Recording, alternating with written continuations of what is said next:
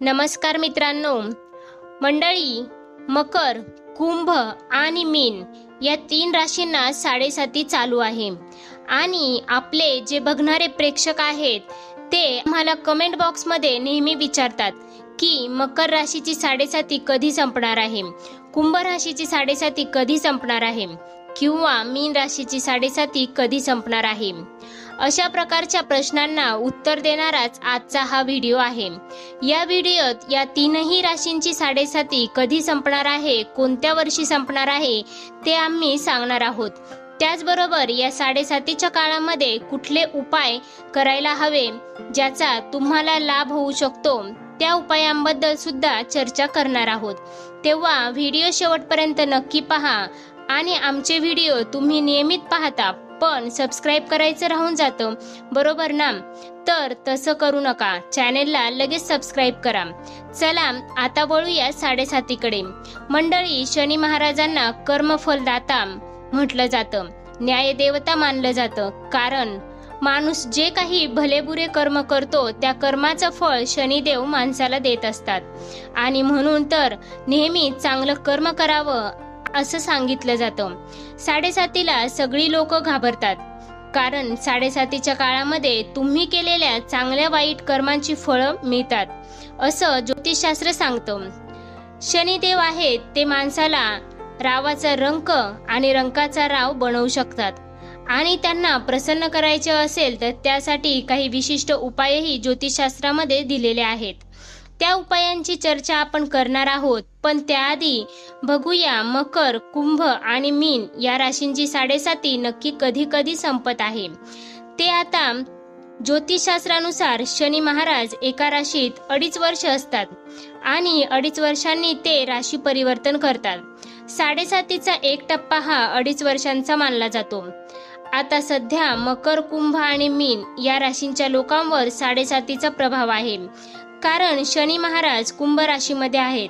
शनी महाराज कुंभ राशीमध्ये आहेत म्हणून कुंभ राशीच्या पुढची रास आणि एक मागची रास या राशींना साडेसाती आहे, अर्थात मकर आणि मीन। आता मकर राशीची जी साडेसाती आहे तर ती 29 मार्च 2025 रोजी संपणार आहे। हो बरोबर, मकर राशीचे लोक नेहमी कमेंट करून विचारतात की आमची साडेसाती कधी संपणार आहे, कारण बऱ्याच मकर राशीच्या लोकांना असा अनुभव आहे की त्यांना या साडेसातीच्या काळामध्ये असंख्य वेगवेगळ्या प्रकारचा त्रास झालेला आहे आणि म्हणून साडेसाती कधी संपणार आहे त्याची ते वाट बघतायत। तर 29 मार्च 2025 म्हणजे पुढच्या वर्षी मार्च महिन्यामध्ये तुमची साडेसाती संपणार आहे। राहिलं फक्त 1 वर्ष। आता मकर राशीच्या लोकांना त्यांच्या प्रश्नाचं उत्तर मिळालं असेल। तुम्ही मकर राशीचे आहात आणि तुमच्या प्रश्नाचं उत्तर मिळून तुमचं समाधान झालं असेल तर कमेंट बॉक्समध्ये प्लीज नक्की तशी कमेंट करा। आता वळूया कुंभ राशीकडे। कुंभ राशीचे साडेसातीचा दुसरा टप्पा हा चालू आहे कारण शनी महाराज कुंभ राशीतच विराजमान आहे आणि कुंभ राशीची जी साडेसाती आहे ती संपणार आहे 23 फेब्रुवारी 2028 ला, म्हणजेच कुंभ राशीची साडेसाती संपायला अजून थोडा वेळ आहे।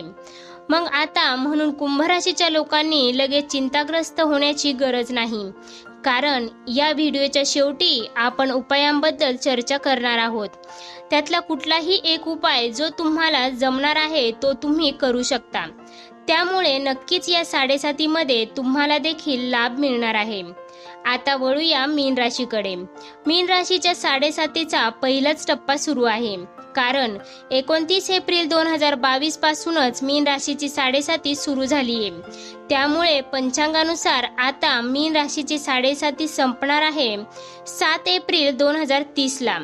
मीन राशीच्या लोकांना साडेसातीपासून मुक्ती मिळेल 7 एप्रिल 2030 रोजी।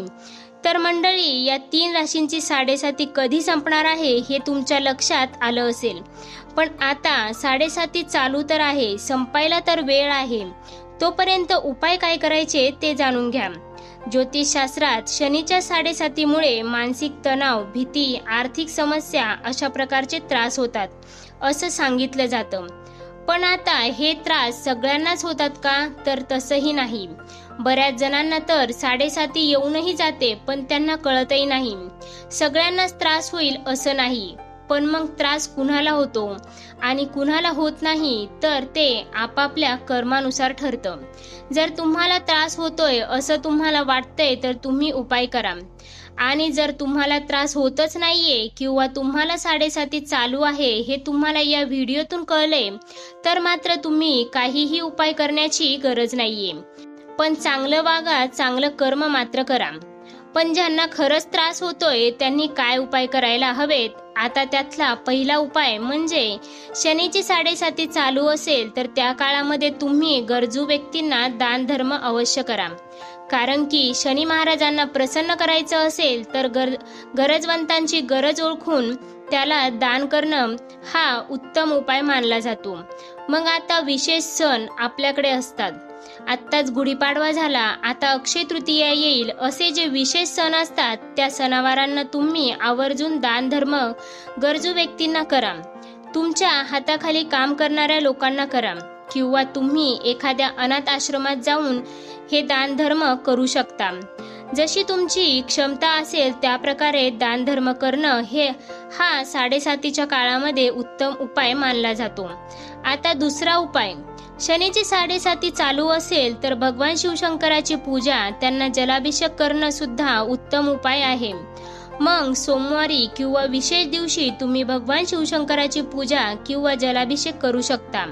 एखादा भगवान शिवशंकरांचा स्तोत्र म्हणू शकता, मंत्रांचा जप सुद्धा करू शकता. हा देखील 7:30 वरचा एक उपाय सांगितला जातो.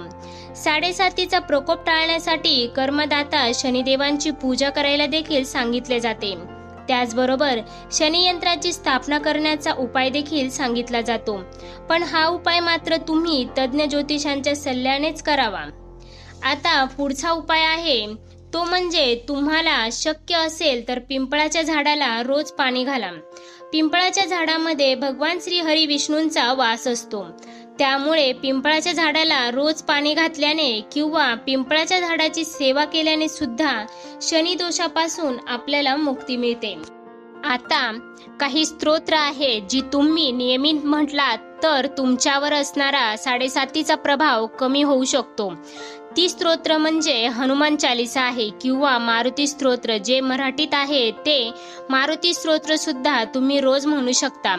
तुम्हाला येत नसेल तर रोज शनी स्तोत्र सुद्धा तुम्ही म्हणू शकता. अगदी सगळे स्तोत्र रोज म्हणावेत असं नाही. यातलं कुठलंही एक स्तोत्र जे तुम्हाला येत असेल, जे तुमच्या वेळात बसत असेल ते निवडा आणि ते स्तोत्र रोज म्हणा.